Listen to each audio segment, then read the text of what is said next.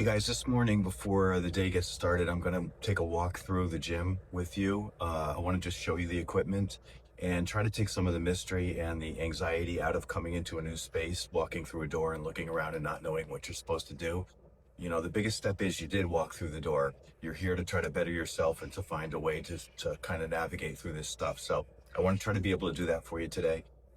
This is North Point. It's where I'm located out of, but all the other three gyms, for the most part, they might have a different configuration or be a different size or have a different brand of equipment. But once you understand it in one place, it relates to all the rest of them as well. So I'm going to walk through each piece of equipment, show you what they're for, why they work, how they work, where the settings are, and so forth. And basically the protocol for getting in here so that you can, again, have that feeling where you're able to walk in here with some confidence and kind of conquer things. So my name's TR. I'm a personal trainer here at North Point. I'm also a certified nutrition coach, and I work here all day long with clients that I hear a lot of the same things from. I hear about, what happens if I go away on vacation? Am I going to be able to, keep my gains and stay fit? How do I know if something's good nutrition value, how the protein count is? Is protein safe for me to take as I get older? A lot of these questions get asked about balance and flexibility and so forth. So I put a YouTube channel together that answers all those questions. It's for 55 and older people, and it's nutrition and it's fitness and it's motivation. So I hope that's something you check out and kind of follow along with me. If you click on subscribe on the YouTube page, you'll be able to get notifications as I do new stuff, which I'm going to do every single week.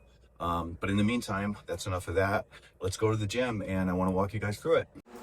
Heading into the gym, I'm not just an employee here. I'm also a resident. My wife and I moved here when I turned 60, so it's been a couple of years now. We live right here on Hanging Star, just across the street, so it's not a killer commute for me. Okay, so the first thing we're going to do is get to the monitor's desk and go ahead and check in with our ID cards and head off to the right where the gym is. The first thing you're going to see is a station where you can sit down and get your blood pressure checked if you need to before starting. And then there's a hand sanitizer, there's a water fountain, one of many wipe stations we have for wiping off the equipment.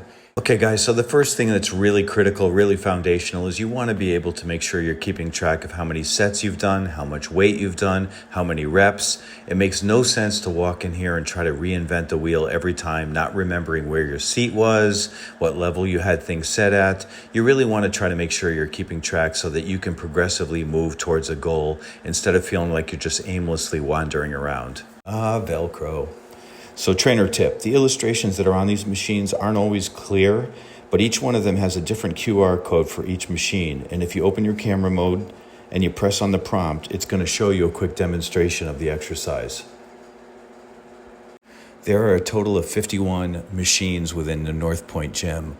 They break down into cardio is 33 different machines, and then resistance training is the remaining 18. Out of those, they break down into 11 machines that are for the upper body, and then there's 7 for the lower. For the sake of sheer volume here, I'm going to break this video into 2 parts. The first part today is just going to be upper body, so it'll be those 11 machines, and then the next day we'll do the lower body, those 7.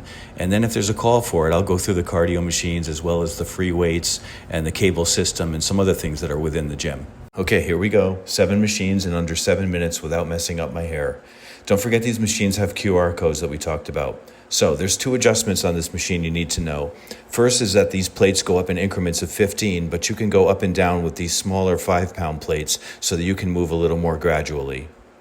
The second adjustment on this machine is to set the orientation position. A setting of E will have you crunched forward and have a longer range of motion, whereas a setting of A will have you further back and therefore shorten your range of motion. I recommend setting it at C position. It's a good middle-of-the-road option. The back extension machine targets the long muscles that run along your spine. These help to improve posture and functional strength for daily movements like bending or lifting or standing up from a seated position. This machine isolates your abdominal muscles, which helps support your spine. A strong core is critical for daily activities, anything from like getting out of bed or standing up from a chair or bending over to tie your shoe. And sometimes getting down on the floor to do crunches or sit-ups can be uncomfortable or very difficult for people with mobility limitations. This way the movement is guided and it reduces the risk of straining your neck or using poor form. Up next is the pec fly and rear delt machine. This one piece of equipment does two distinctly different movements. First is facing outward, using the front handles to exercise your chest or pectoral muscles. Using a slow, controlled motion, you're going to squeeze the handles together. Then we readjust the arms to the rear position and face inwards towards the machine. Using the inner handles, this will challenge your rear deltoid muscles. Chest press.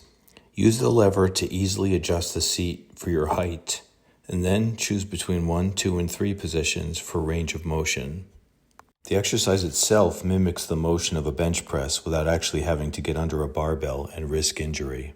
It can be a little tricky or frustrating at first, but to adjust all the seats within the gym, you simply cradle your hand underneath and either raise or lower the seat. The shoulder press will exercise your anterior, lateral, and posterior muscles of the deltoid, as well as your core muscles for stabilization. The dip and lat assist use the weight stack to offset a portion of your body weight. It makes challenging exercises a little bit easier until you can gradually do them on your own. The seated row is a great exercise for the large muscles of your back and your trapezius, which are the muscles that support your neck.